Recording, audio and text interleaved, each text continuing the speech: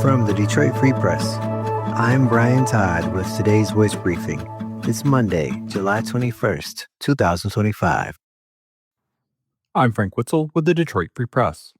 After going to great lengths to identify the remains of an Army private who died more than 80 years ago as a World War II prisoner of war in the Philippines, Defense Department officials have acknowledged that there was a mix-up and they released erroneous information to the news media. Kenneth Kramer, just 20 years old, appears to have no connection to Michigan, although officials reported Tuesday he was a Detroit native. The man was actually from Washington State. Officials added there were no plans to bury his remains in Holly, which the government had indicated was expected to occur in October. However, Edward Kramer, who was 23, killed during combat in World War II, and was from Detroit, will be. His remains were identified in April. His family has been bereaved. I want to sincerely apologize for the inaccurate information that was previously sent out. Sergeant Ashley Maxwell at the Pentagon wrote the Detroit Free Press in an email. I appreciate your patience and understanding while we work to correct the mistake. The Defense POW/MIA Accounting Agency, a government organization that oversees recovery and identification of unaccounted personnel, released the erroneous information. Local media outlets, including the Detroit Free Press, reported the incorrect information regarding Kenneth Kramer. The errors were uncovered later that day after the Free Press, which spotted the inconsistencies in Defense Department information, asked for clarification.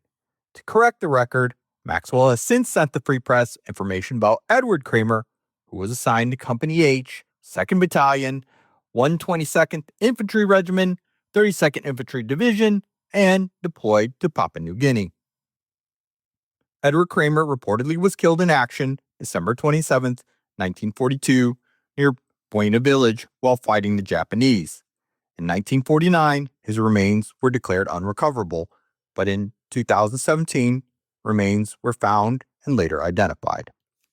I'm Emma George Griffin for the Detroit Free Press.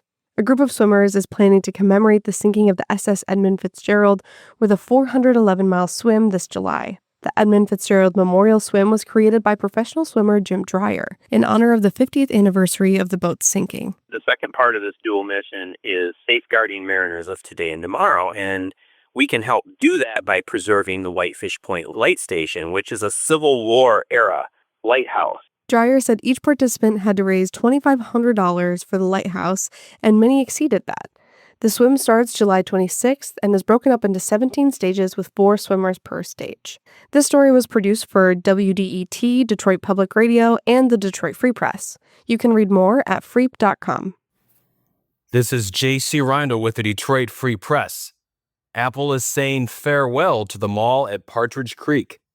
The Apple store at the outdoor shopping center will be closing sometime later this year.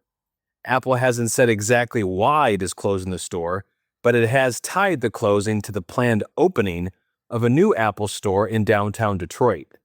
The Detroit Apple store would be along Woodward, next to the Shinola Hotel. Apple has said the Detroit store will open sometime later this year, but it hasn't given any specifics. The other Apple stores in Metro Detroit are at Somerset Collection and 12 Oaks Mall in Novi. Find more from the Detroit Free Press on freep.com. That's FREEP.com. Thanks for listening, and you'll hear more from us tomorrow.